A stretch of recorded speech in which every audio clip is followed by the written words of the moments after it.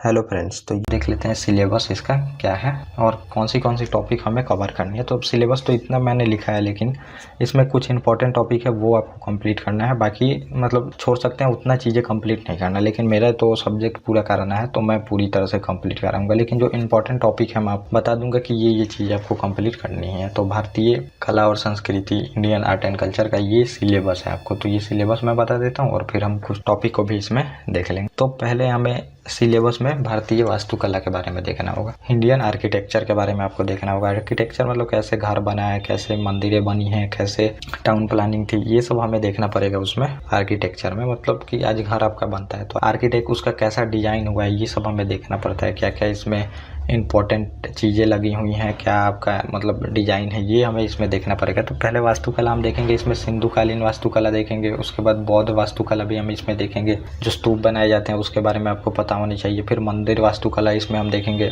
तो मंदिरों का भी 5 फेज है, तो वो भी मैं आपको बताऊंगा। गुप्ताकालीन मंदिर व्यवस्था, फिर दक्षिणकालीन जो मंदिर व्यवस्था होगी आर्किटेक्चर, वो भी हम इसमें देखेंगे। उसके बाद इंडो इस्लामिक आर्ट को भी आपको देखना होगा। तो अब ज़्यादा टाइम नहीं देना हमें, सिलेबस जल्दी जल्दी जान लेना है, उसके बाद हम जल्दी जल्दी टॉपिक कंप्लीट करेंगे। कि आप देखेंगे कि बहुत सारी चीज़ें इसमें है जो आपको कवर करनी है। आर्ट एंड कल्चर बहुत, अब में समझिए कि पूरा हिस्ट्री मिला के एक आर्ट एंड कल्चर ही है सब्जेक्ट। तो इसमें आपको टाइम देना पड़ेगा, तो इसमें जल्दी जल्दी हमें कंप्लीट करनी पड़ेगी। और आधुनिक वास्तुकला भी हम देखेंगे, जैसे संसद भवन बनाया, हमारा पार्लियामेंट बनाया, तो ये फिर आधुनिक भारत में अंग्रेजों द्वारा बनाया जाता है। उसके बाद हमें थोड़ा सा ये भी देखना होता है, जब हमारा पोस्ट इंडिपेंडेंट के बाद जो आर्किटेक्चर शुरू होता है वो भी हमें थोड़ा सा जानना वहाँ पे पड़ेगा।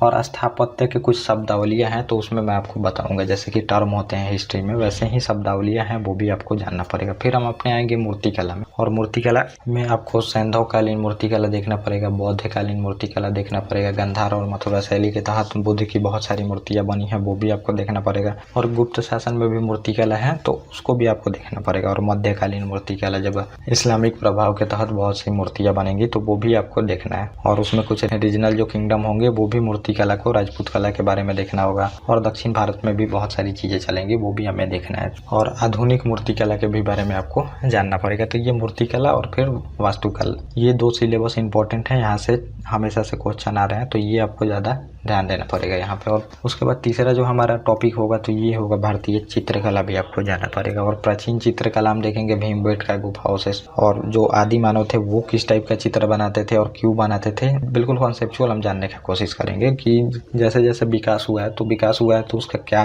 रीजन था, वो भी इसमें जानने की हम लोग कोशिश करेंगे। और मुगल चित्रकला देखेंगे, ये इंपॉर्टेंट है काफ़ी। मुगल काल में चित्रकला अपने पीक पे रहती है, तो ये चित्रकला आपको जानना पड़ेगा यहाँ पे। और दक्कन में चित्रकला विकसित होती है, वो भी हमें देखना है। और लघु जो चित्रकला है वो भी देखना है, जो छोटी छोटी चित्रकलाएं बनाई जाती हैं वो भी हमें देखना पड़ेगा। जो छोटे छोटे किंगडम है उन्होंने भी चित्रकला का बहुत सारी चीज़ें बनाई हैं, वो भी आपको इसमें देखना पड़ेगा। और आधुनिक चित्रकला भी देखना पड़ेगा। तो सबको आपको मॉडर्न जो चीज़ें अभी चल रही हैं उससे कनेक्ट करना है। और फिर हम आएंगे भारत हस्तशिल्प एवं वेशभूषा पे, कैसा पहनावा है हमारा, मतलब सोसाइटी से रिलेटेड इसमें चीज़ें देखें।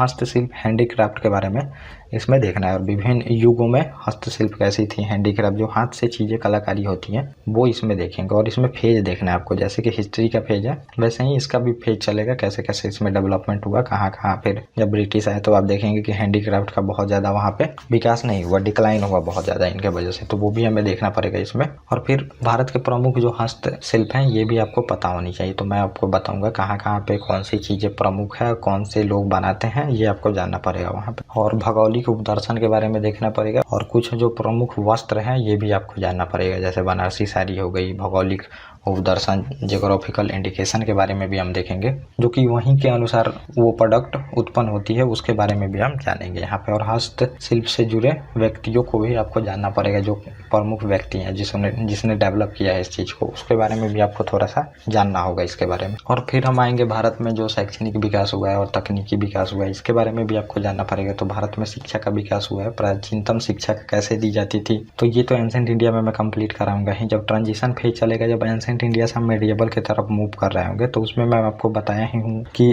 कैसे कैसे चीज़ें चली हैं, उसमें कैसे कैसे चेंज आई हैं और क्या क्या उसमें फीचर थे। हमारे जो प्राचीन भारत था उसमें शिक्षा कैसी थी, समाज कैसा था, विज्ञान कैसा कैसा था, टोटल चीज़ मैं उसमें आपको बताया हूँ। दर्शन कैसा था, एक एक चीज़ उसमें कंप्लीट कराई गई है, वो चीज़ हम यहाँ भी देखेंगे। और मध्यकालीन शिक्षा प्रणाली कैसी थी और आधुनिक जो शिक्षा प्रणाली हमारी कैसी थी वो हम कंपेयर करेंगे इसमें। और आज से भी हम कंपेयर करेंगे कि आधुनिक जो हमारी काल की शिक्षा है वो कैसे विकास हुआ और इसमें क्या क्या चेंजेज आई वो आपको जानना है। तो चेंज प्रोसेस आपको पता होनी चाहिए कि क्या क्या चेंज हो रही है। तो हिस्ट्री जानने का यही मतलब है कि आपको चेंज पता होनी चाहिए, क्या क्या चेंज और किस फेज में चेंज आते जा रही है वो पता होनी चाहिए इसमें। तो ये भी हम इसमें देखेंगे। और उसके बाद जो हमारा टॉपिक होगा तो ये भारत में वैज्ञानिक एवं प्रौद्योगिकी जो विकास हुआ है, मतलब कि साइंस एंड टेक्नोलॉजी में प्राचीन भारत में हमारी कैसी व्यवस्था थी, जो साइंस एंड टेक्नोलॉजी में हमने क्या क्या काम किया वो हम देखेंगे। और फिर मध्यकालीन भारत में क्या हमारे साइंस एंड टेक्नोलॉजी में विकास हुआ और वो आपको जानना पड़ेगा। और प्रमुख व्यक्तियों के बारे में भी जानना पड़ेगा और संस्थान के भी बारे में जानना पड़ेगा। तो ये आधुनिक से भी हम कनेक्ट करेंगे। तो ऐसे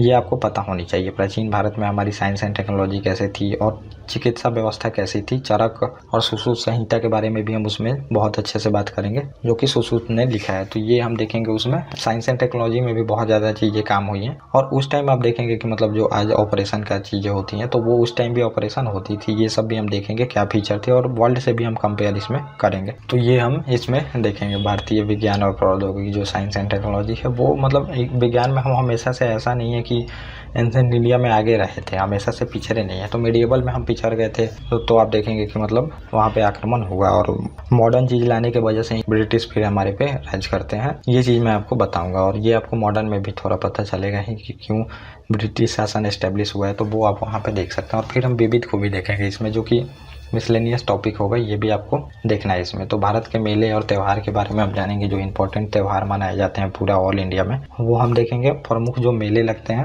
वो भी हम जानेंगे। और भारत के जो सांस्कृतिक स्थल है ये भी आपको पता चलेगा। प्रमुख जो हमारे सांस्कृतिक स्थल है ये भी आपको पता चलेगा। और तीसरी बात ये है कि भारतीय यूनेस्को की सांस्कृतिक धरोहर जो वर्ल्ड हेरिटेज साइट में यूनेस्को नाम को सूचित करता है वो भी हम इसमें देखेंगे। कौन कौन सा हमारा जो प्रमुख स्थल है वो उसमें आता है वो भी हम इसमें देखने का कोशिश करेंगे। और भारत की सांस्कृतिक संबंधी विविध जो कानून है ये भी आपको पता होनी चाहिए। तो कानून के बारे में भी आपको पता होनी चाहिए कौन सा कानून है आर्ट एंड कल्चर को हमारे प्रोटेक्ट करने के लिए, वो हम इसमें देखेंगे। और सम्मान एवं पुरस्कार जो इस क्षेत्र में इम्पोर्टेंट पुरस्कार है ये भी आपको पता होनी चाहिए, ये भी मैं आपको इसमें बताऊंगा। और कैलेंडर एवं पंचांग जो इम्पोर्टेंट कैलेंडर है हमारे और पंचांग क्या है और उसके अनुसार कैसे हमारे फेस्टिवल हैं ये भी आपको समझना होगा। तो ये मैं आपको इसमें बताऊंगा। तो ये ओवरऑल पिक्चर है। लेकिन अगर आप एक बार में देखना चाहें कि क्या क्या चीज़ें कवर होंगी तो ये यहाँ पे भी लिखा हुआ है। तो ये मतलब कि ऐसे तो क्लासिफिकेशन था, इसमें सीधे आपको बताया गया है कि ये टॉपिक कवर होगी। तो भारत में वास्तुकला और फिर आपका मूर्तिकला होगा और पृष्ठभूमि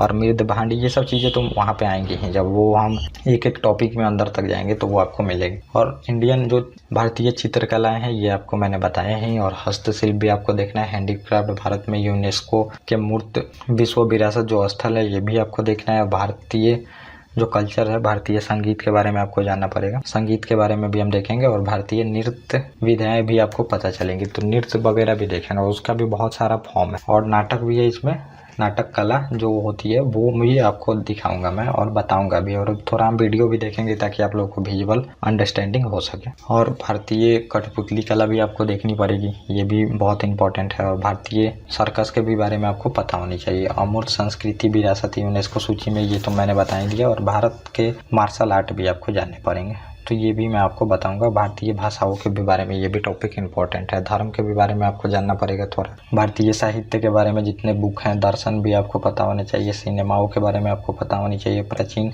भारत में विज्ञान कैसी थी, साइंस एंड टेक्नोलॉजी, भारत में कैलेंडर और भारत के मेले और त्यौहार, भारत में पुरस्कार और सम्मान भी आपको पता होनी चाहिए। जितने भी कानून हैं इंपॉर्टेंट आर्ट एंड कल्चर से रिलेटेड वो आपको पता होनी चाहिए। और भारत के जो सांस्कृतिक स्थल है ये आपको पता होने चाहिए। दिल्ली के 7 बहनों का एक शहर है, ये मैं आपको बताऊंगा वहाँ पे जो चीज़ें हैं। भक्ति एंड सूफी आंदोलन कैसे हुआ ये भी आपको पता होनी चाहिए। और भारत में जो प्रसिद्ध व्यक्तित्व हैं इनके बारे में आपको पता होनी चाहिए, जो इस क्षेत्र में ऊंचाई पे ले जाने का काम किया। और सांस्कृतिक रुचि स्थल भी हमें देखना है। तो ये टॉपिक है कुछ जो आपको पता होनी चाहिए। ये इतना टॉपिक मैं कवर करूँगा। और थोड़ा लेक्चर बड़ा भी हो सकता है और थोड़ा ये भी होगा कि लेक्चर जल्दी कंप्लीट होगा, तो उतना डीप नहीं जाएंगे। लेकिन जहाँ पे डीप जानी है वहाँ पे डीप भी जाया जाएगा और जल्दी से जल्दी कंप्लीट करने का कोशिश किया जाएगा, क्योंकि टॉपिक बहुत बड़ा है, तो ये भी आपको समझनी पड़ेगी। टॉपिक ज़्यादा है तो टाइम इसमें लगेगा, और टाइम लगेगा साथ में हमें ज़्यादा चीज़ें कैसे भी कवर करनी है इतनी चीज़ों के। अगर इतना चीज़ें आप कवर कर लेते हैं तो एक भी क्वेश्चन नहीं छूटेगी। और मैं जो ट्रेंड है यूपीएससी एग्जाम का उस अनुसार आपको कंप्लीट कराऊंगा। कहाँ से ज़्यादा क्वेश्चन आते हैं उस अनुसार हम कंप्लीट करने का कोशिश करेंगे। ये नहीं कि मतलब कहीं से भी क्वेश्चन नहीं आ रहा, एक भी क्वेश्चन मान लीजिए आपको कहीं से आया नहीं है लेकिन सिलेबस में है तो कंप्लीट तो करना पड़ेगा, तो उस पर हम कम ध्यान देंगे और जल्दी से जल्दी उसको complete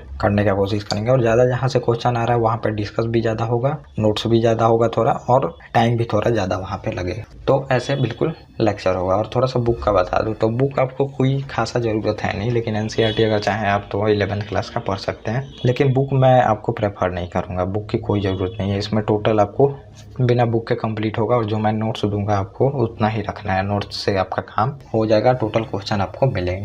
okay guys, thank you. और आप लोग इस चैनल को सब्सक्राइब कर लें ऐसे इंपॉर्टेंट वीडियो के लिए।